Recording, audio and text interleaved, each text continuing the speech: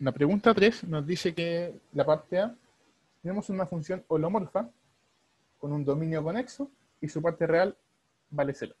Entonces, tenemos que probar que la función f es constante. En la segunda parte nos dan una función u de esta manera y nos piden encontrar la parte b de la función tal que esta función sea holomorfa. Y la última parte, después la vamos a leer, que es un poquito más larga, como la más difícil de estas preguntas. Entonces, para partir, vamos a recordar rápidamente lo que era, o sea, lo que queríamos hacer. Porque tenemos una función f en el plano complejo. Voy a recordar, es un teorema. Es diferenciable en z0 omega. Si solamente sí, la función f vista como una función de R2 a R2 es Frechet diferenciable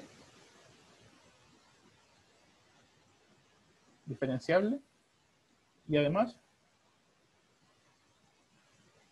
se verifican las condiciones de Cauchy-Riemann, que era que de u a dx en x0, y0 es igual a db de i x0, y0. Estas son las condiciones de Cauchy-Riemann, y que de u a di en x0, y0 o al menos de b de x en x0, y0, donde z0 es x0 más y0.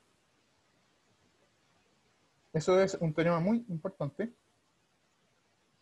que sea Frechet diferenciable de R2 a R2. Ya, eso es bien importante, porque aquí estamos trabajando con una función compleja. Entonces, ¿qué significa que la función sea Frechet diferenciable en R2 si es compleja?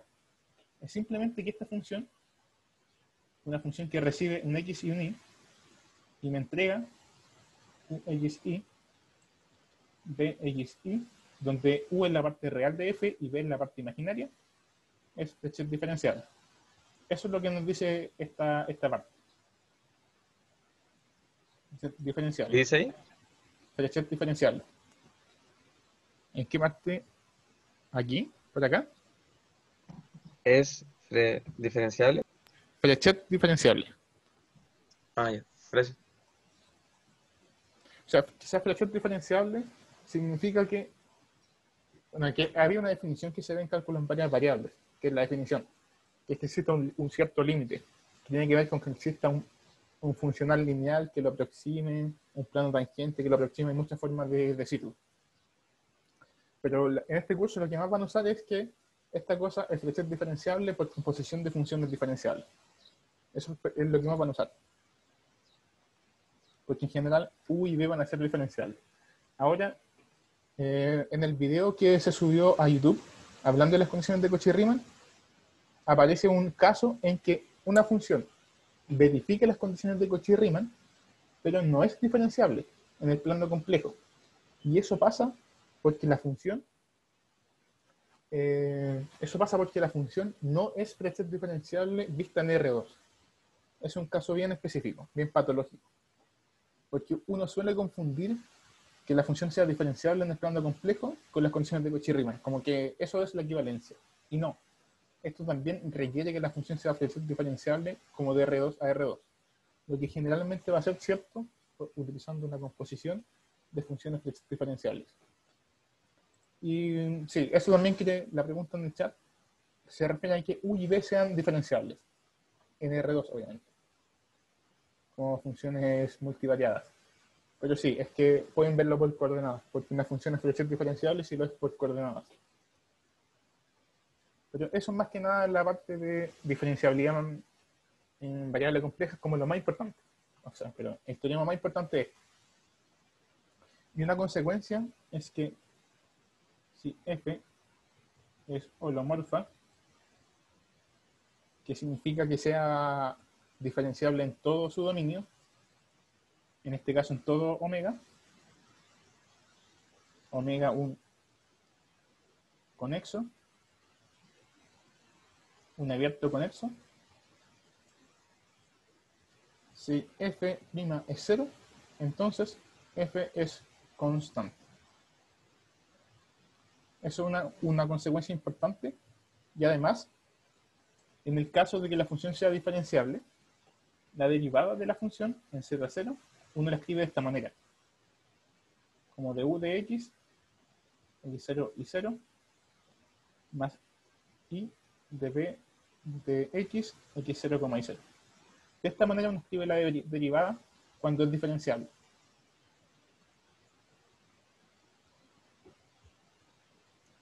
Entonces, esto es como un resumen bien general de la parte de diferenciabilidad para funciones a variable compleja. Porque muchas veces probar por definición cosas es más difícil y utilizar las condiciones de Cauchy-Riemann es mucho más sencillo. Entonces, ahora podemos partir con el problema. La parte A es bien rápida y nos dicen que tenemos una función holomorfa que cumple que su parte real es 0. ¿Sí? Nos dicen que esto quiere decir que el u que uno siempre usa cuando escribe f igual u más id es 0. Pero que la función sea holomorfa y queremos probar f constante. Pero esto es bien directo, ¿por qué?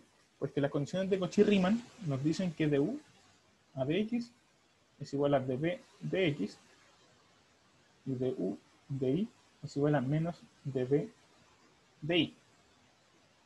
Pero como u vale 0, todo esto vale 0, entonces nos dice que db de x es 0 y db de y es 0.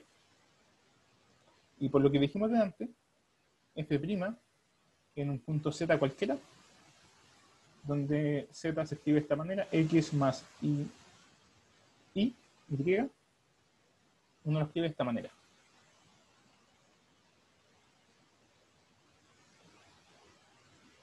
Esto es un b. Y esto es 0 por esto, y esto es 0, porque u es 0. Es decir, la función, la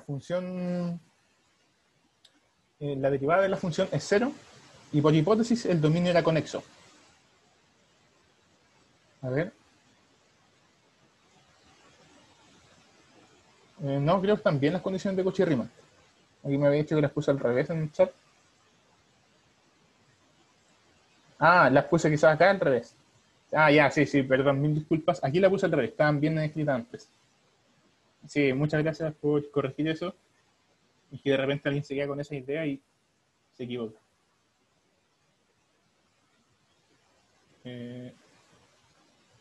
Ahí sí. Ya, muchas gracias a la persona que me corrigió. Entonces tenemos eso. Ya, pero la idea al final es lo mismo. Que la derivada de la función es 0. Y como teníamos por hipótesis que nuestro dominio era conexo, entonces f es constante. Por historia. Ya, eso, buena pregunta. ¿Por qué es importante que un conjunto sea conexo? Le voy a dar un ejemplo de un conjunto que no es conexo. En general, los conjuntos que no son conexos son de esta forma. Como que están separados. Este. Supongamos que el dominio es este unido con este. A1, A2. Lo que puede pasar es que la función tenga derivada 0. Pero puede pasar que la función valga acá una constante C1, o sea, C2, mejor que un número. Y puede pasar que acá la función también sea constante, pero sea constante C1. Es decir, la función sea constante acá, pero las constantes entre este lado y este lado sean distintas. Por eso uno pide que sea conexo, para que la constante sea la misma y al final la función sea constante. O si no, sería como constante por pedazos, algo así, algo de ese estilo. Esa es la gracia de pedir conexidad del dominio. ¿Podrías repetir eso, no? Por favor. Ya, es que Por ejemplo, un conjunto que no es conexo es este. Es A1 unión A2, que está separado. Esa es la idea de no ser conexo, que esté desconectado. Como que están desconectados los conjuntos. Y lo que puede llegar a pasar es que la función, si tenga derivada 0 acá, tenga derivada 0 acá. Eso nos dice que acá la función es constante, digamos una constante C1, y que acá la función es constante, digamos una constante C2. Pero lo que me da que no sea conexo es que pueden que estas constantes sean distintas. Y es que esas constantes sean distintas hace que la función ya no sea constante, porque toma valores distintos. Y esa es la gracia de la conexidad. La conexidad me dice que esto en realidad está unido, como que están juntos y por lo tanto la constante es la misma en todo omega. No sé si se entiende esa idea. Sí, sí, Ya, bacán. gracias. Esa es como la gracia de la conexidad. Que tengas conjuntos que estén unidos y por lo mismo la constante es la misma. Si están separados, la constante pueden ser distintos y por lo tanto la función no va a ser constante.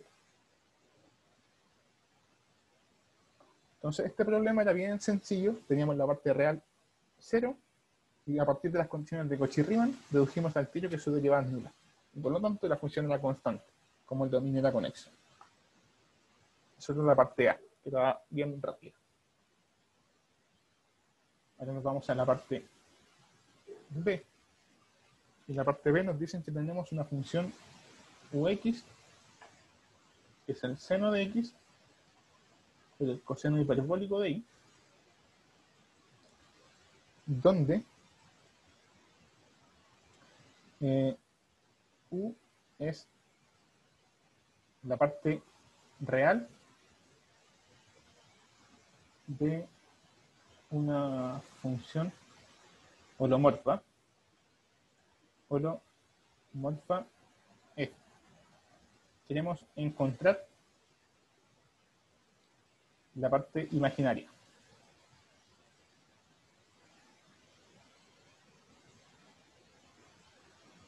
A ver,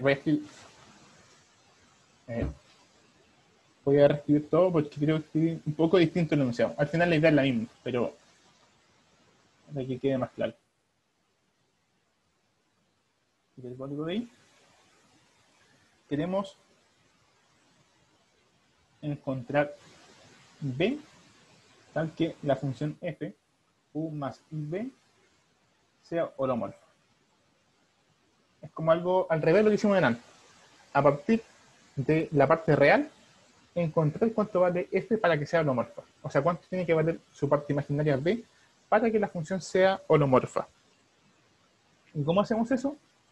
Lo primero es, como queremos que f sea holomorfa, vamos a pedir que sea flexible diferenciable como función de R2 y que cumpla las condiciones de Cauchy-Riemann. ¿Ya? Entonces, para que cumpla las condiciones de Cauchy-Riemann, primero calculamos cuánto vale su derivada con respecto a x, que es simplemente el coseno de x, el coseno hiperbólico de y. Y por Cauchy-Riemann, esto tiene que ser igual a dB de y.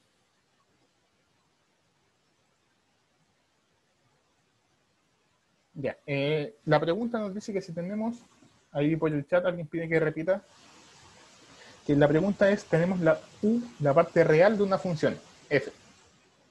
Queremos encontrar la parte imaginaria b para que la función f sea holomorfa. Es como al revés lo que habíamos hecho antes, que ahora nos dan la parte real y queremos encontrar cuánto tiene que valer b para que la función sea holomorfa. Entonces, para eso usamos las condiciones de Cauchy-Riemann, porque sabemos que una función va a ser diferenciable si verifica Cauchy-Riemann y es diferenciable.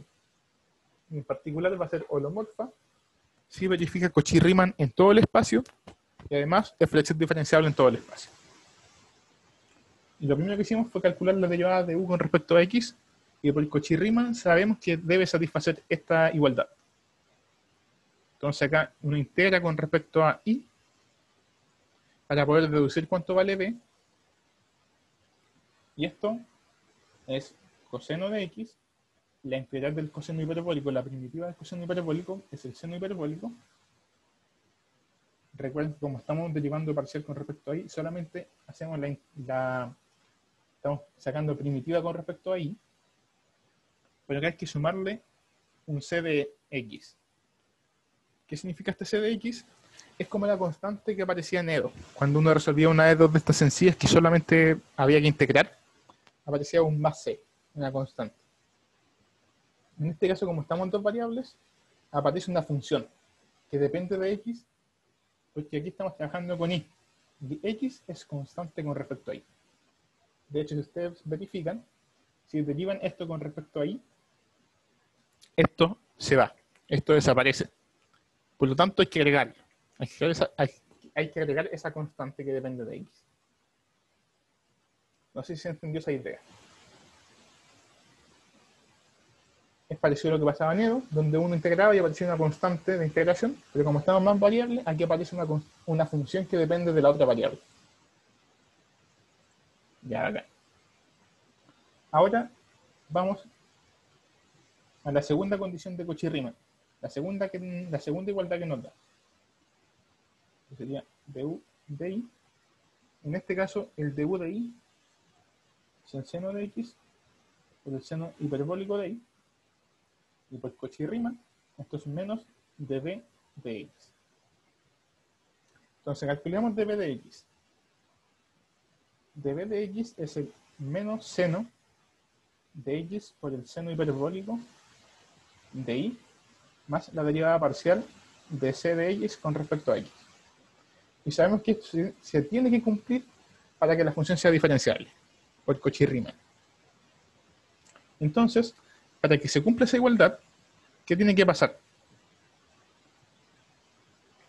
Porque si le cambiamos el signo, nos queda positivo acá, y nos queda esto igual a esto.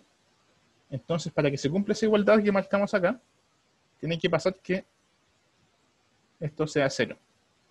Y se nos dice que la función c de x es constante. Entonces, ahí usamos las dos condiciones de Cauchy-Riemann. La primera nos permitió encontrar una forma de b, y la segunda condición nos permitió tener b un poquito más específica. Porque en este caso el b que buscamos es el u, que era seno hiperbólico, o sea, seno de x por el coseno hiperbólico de y. O sea, esto es f. Escribí mal la cuestión. El f que estamos buscando es de esta manera, donde esto sería el u que nos daban como enunciado, más la parte imaginaria y por el b que encontramos. Y el b que encontramos era coseno de x por el seno hiperbólico de y más una constante c. O sea, una constante real. Porque estas funciones son reales. El imaginario solamente aparece acá. Entonces, tenemos una función f, tal que su parte real u es justamente lo que nos daban, y verifica las condiciones de Cauchy-Riemann, porque así la construimos. Por construcción, nuestra función f verifica Cauchy-Riemann. Para que sea holomorfa, solo nos falta ver que la función sea Flechet diferenciable como función de R2 a R2, que es lo mismo que esto, la función u, y la función b sea Flechet diferenciable. Pero ambas lo son porque tenemos composición de funciones diferenciables. Por lo tanto, esta función es holomorfa. Y es lo que queríamos. Entonces, ¿qué fue lo que hicimos? Lo que hicimos fue tener una función u, seno de x, coseno hiperbólico de y, que era la parte real de una función f, y queríamos encontrar una parte imaginaria b para que la función fuera holomorfa. Entonces, para que la función fuera holomorfa, hay dos condiciones: que verifique las condiciones de Cauchy-Riemann en todo punto, y además que sea función diferenciable en todo punto como función de R2 a R2. En primer lugar, para encontrar cuánto debería valer esa función b, usamos las dos condiciones de Cauchy-Riemann, que estaban acá. Y luego, simplemente dijimos que esas funciones eran diferenciables, porque el coseno y el coseno hiperbólico lo son. Y por lo tanto, verifica el teorema que vimos anteriormente, y por lo tanto la función f que construimos de esa manera es holomorfa. Y de hecho es holomorfo para toda constante C que tomemos, independiente de cuánto valga. Así que podríamos tomar C igual 0, por ejemplo. Estamos listos. Entonces, ahí encontramos el B. El B, como respuesta, era coseno de X, coseno hiperbólico de Y.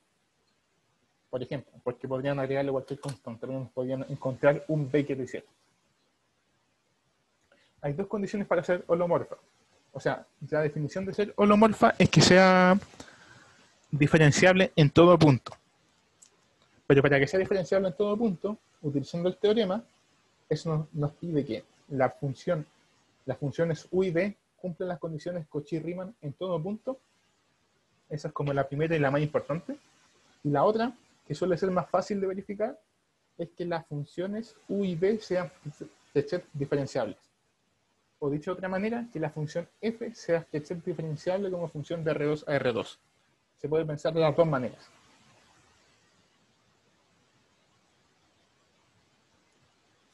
Frechet, que ahí lo voy a escribir en el chat. Frechet diferenciable. Eso. Entonces, esas son... Dale, ¿sí? ¿Qué decía que sea Frechet diferencial? Ya, que eso era un concepto de CDD que tenía que ver con que se verificara cierto límite, que era mucho más fuerte que a que existieran las derivadas parciales. En el curso en general, acá, para los que van a usar Frechet diferenciable, es para, o sea, lo van a usar para esto, y ¿cómo lo van a usar? Van a decir que las cosas son Frechet diferenciables por composición de funciones diferenciables. Es como lo que generalmente van a hacer. Pero la definición de ser Frechet diferenciable, y la podrían, no está mal no estaría malo que refresquen un poco desde CDD esa definición, porque en algún momento los puede ayudar. Pero es una definición nomás, como quizás si te pongo esto, te acuerdes. Como f x más h menos f de x menos su jacobiano evaluado en h. Creo que no. ¿Cómo? No, nada. Tiene una norma de h. Algo así era. Entonces, eso es una definición de CDB, ¿no? Eso es el Frechet diferenciable. Pero aquí en realidad lo único que dijimos fue que era Frechet diferenciable por composición, que es como lo que típicamente se va a hacer. Sí, también con la forma de los chicas que también se usaba. Igual siento que depende harto con quién hayan dado CDB, todo eso. Algunos usan una notación, otra. De hecho, simplemente, en vez de decir Frechet diferenciable, se dice simplemente que las funciones son diferenciables, en algunos casos. Todo depende de la forma en que lo diga el profe con el que vieron CDB.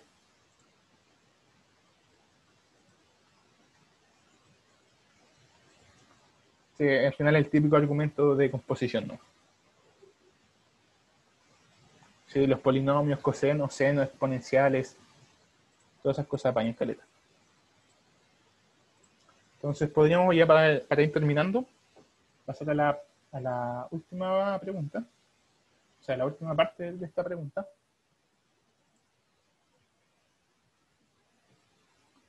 No, o sea, recuerden que en R2, o sea, o en Rn en general, con n distinto de 1, ser derivable es distinto a ser diferenciable, porque ser diferenciable es mucho más fuerte. Lo que pasa es que algunas personas, y de hecho es súper típico, que digan solamente diferenciable, pero otras digan ahí se me había caído el micrófono, perdón, otras digan ser Frechet diferenciable. Entonces, el O chica es diferenciable y Frechet diferenciable, que es lo mismo. O sea, mucha gente le agrega el nombre Frechet nomás, pero al final es lo mismo. Así que quizás por eso en el apunte de CA aparece como Frechet diferenciable, pero en el apunte de CDB muchas veces aparece como solamente diferenciable. Pero al final es lo mismo. Todo depende de cómo le digan, ¿no? Si al final la definición es la misma.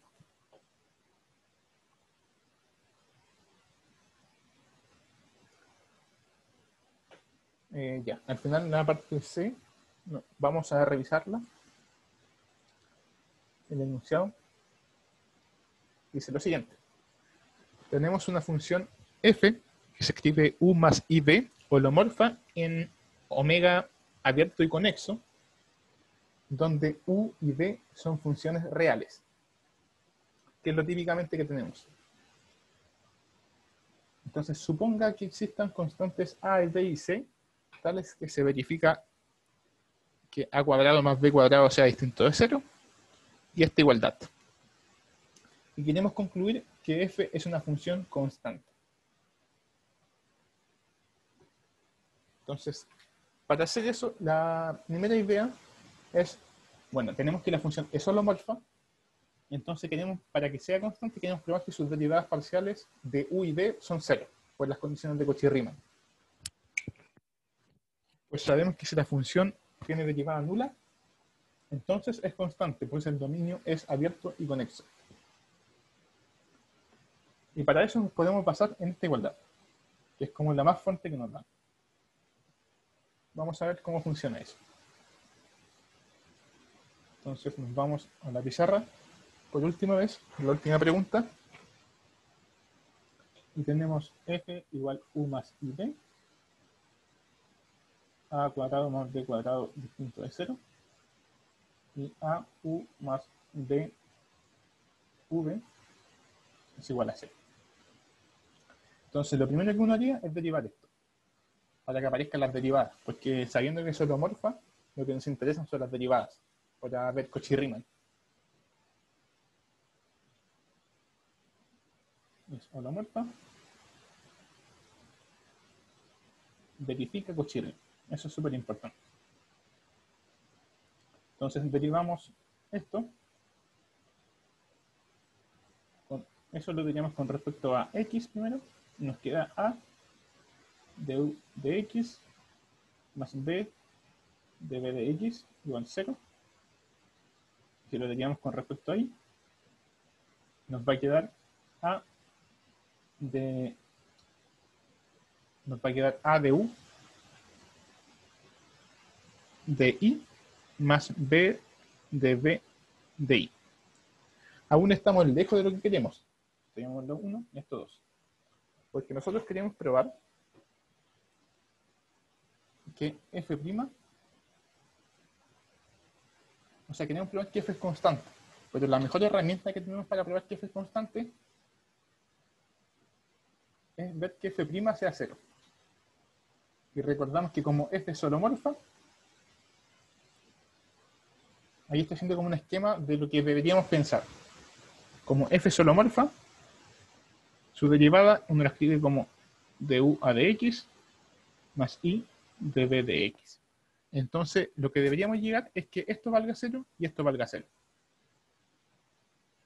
Eso es como nuestro objetivo. Porque si probamos que esto vale 0, tenemos que esto vale 0, que la derivada sea 0, y eso nos da que, como el dominio es conexo, nos da que la función sea constante, que al final es lo que queremos. Entonces, ¿cómo hacemos esto? ¿A alguien se le ocurre qué hacer acá con el 1 o con el 2?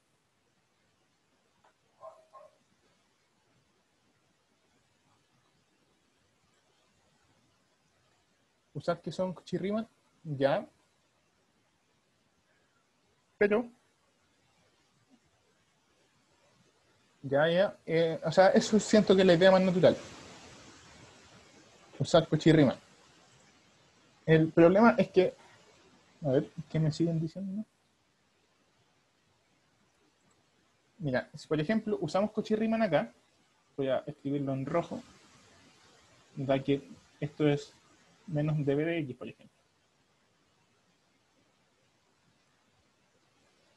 Esto es de db de y. Esto no nos dice mucho tampoco, porque solamente involucra b. Y lo que queremos es probar que algo es 0. Nos gustaría probar que estas cosas son 0. Y algo que nos falta a nosotros, de hecho, si ustedes lo quieren intentar, traten de hacerlo así como están comentando.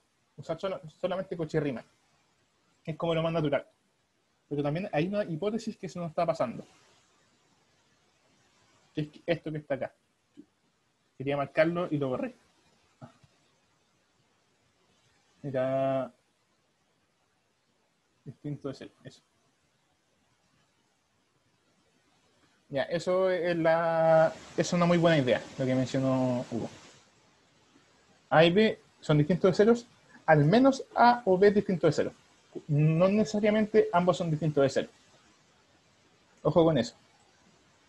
Pero la idea que mencionaron ahí es súper buena, de multiplicar para que aparezca el A y el B. Entonces, me acuerdo, este ejercicio lo hice algunos años atrás en un auxiliar que había hecho y no me acordaba tanto. Entonces, ¿cómo hacerlo? Entonces me puse a hacerlo desde cero y dije, bueno, ¿qué hago acá? Multiplico 1 para que aparezca el A cuadrado y multiplico acá para que aparezca el B cuadrado y después las junto. Porque entre esto y las multiplicaciones deberían quizás cancelarse estos términos, para que quede solamente el A cuadrado más el B cuadrado. Estoy dando ideas como muy al aire. Entonces lo primero que puedo decir es, bueno, multiplico 1 por A para que aparezca un A cuadrado por una función que voy a llamar W1, como porque, para no ser tan truculento decirles cuál es, voy a llamarla W1 y después vamos a descubrir cuánto tendría que ser. ¿Por cuánto tendríamos que haber multiplicado para que todo funcionara? Entonces, esto nos dice lo siguiente. Dice que A cuadrado de U de X por W1 más AB por dB de X W1 igual 0. Ahí apareció el A cuadrado, que nos gustaba. Y todavía estamos a la espera de saber qué puede ser esto W1. Y hacemos algo parecido con 2, pero lo multiplicamos por B W2. Pueden que sean iguales, distintos los W. No lo sabemos todavía. Y nos queda AB de U de I más el B cuadrado de B de I. ¿Me van siguiendo la idea? De formar el A cuadrado para hacer esta hipótesis. Porque que el A cuadrado más B cuadrado sea distinto de 0 da toda la impresión de que yo quiero cancelarlo en algún momento con estas ecuaciones que hay acá. Y por eso yo quiero multiplicar por A por algo y por B por algo para que se me empiecen a cancelar cosas.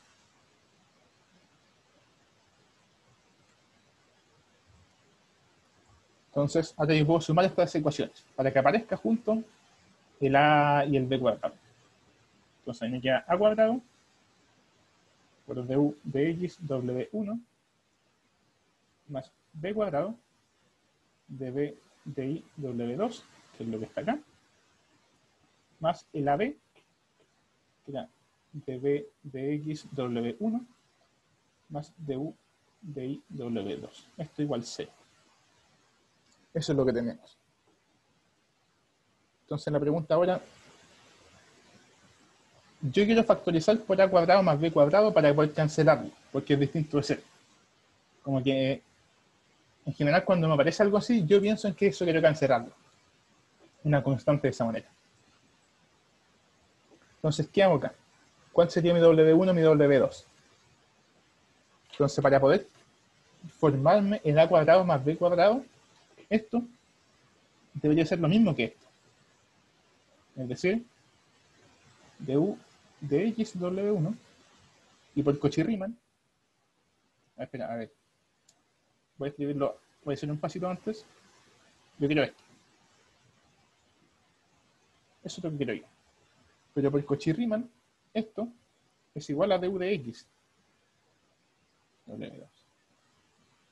Entonces, esto es lo que yo quiero. No es que lo tenga. Quiero eso, para poder factorizar para cuadrado más b cuadrado. Entonces, ¿cuánto me convendría tomar el W1? Entonces, lo que pensé acá, que nos podría apañar tomar un W1, voy a la siguiente página, W1 igual du de X. Y W2, tomarlo igual, du de X. Y aquí uno se puede aventurar por cualquier cosa y ver si funciona o no. Pero en este caso, vamos a ver qué apaña. Pero, de hecho, podría también haber apañado otra forma. Por ejemplo, si ustedes la primera ecuación la multiplicaban por B, W1, y la segunda por A, W2, por ejemplo. Hay distintas formas de hacerlo debido a las condiciones de Cauchy-Riemann. debido a la simetría que hay varias formas de hacerlo. Pero si reemplazamos esta expresión en lo que teníamos antes, digamos a cuadrado de u de x más b cuadrado de b de u de x más ab de u de x de b de x más de u de x. Eso es igual a 0. Eso reemplazando la expresión anterior, era esta, el W1 y W2 que tomamos. Ahora, por Cauchy-Riemann, esto es igual a eso, de u de x al cuadrado, más de u de x al cuadrado. Porque esto es de u de x. Más AB, que esto es de u de x, por Cauchy-Riemann, esto es igual a menos de u de y. Entonces, de u de y más de u de x igual 0. Cancelo esto, me da 0. Como este es distinto de 0, lo cancelo. Y me queda que du de x al cuadrado es 0. Por lo tanto, du de x vale 0. Eso es el primer gran resultado que tenemos. Encontramos que la derivada parcial de 1 respecto a x vale 0. Tengo una duda. ¿Sí?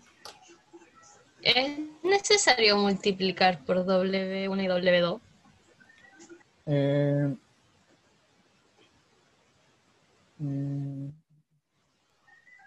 Porque si los tomara como uno igual saldría, ya. Sí, toda la razón. Sí, ya, muy buena acotación. Yo lo hice así porque se me ocurrió multiplicar por A W1 y listo, no se me ocurrió multiplicar solamente por A. Pero, o sea, igual llegaban. Así que muy buena la acotación. Y gracias. Así que también apañaba, bueno, en un principio quizá uno no podría haber sabido cuánto era el W1, o sea, si esto iba a ser 1 o no. Después de este lado quizá uno podría darse cuenta que apañaba el 1. Ya, gracias por la acotación, no me había dado cuenta yo. Pero bueno, entonces podrían haber tomado W1 igual 1. Yo lo había hecho de la otra manera, pero también apaño. Sí, al final, de hecho, aquí puedo factorizar por du de x, ¿no? Ya, gracias por esa acotación. Pero al final llegamos a esta conclusión. Y teníamos nosotros que AU más BV es igual C. Entonces, teníamos 1 y 2, que era A de U de X más B de B de X es igual 0.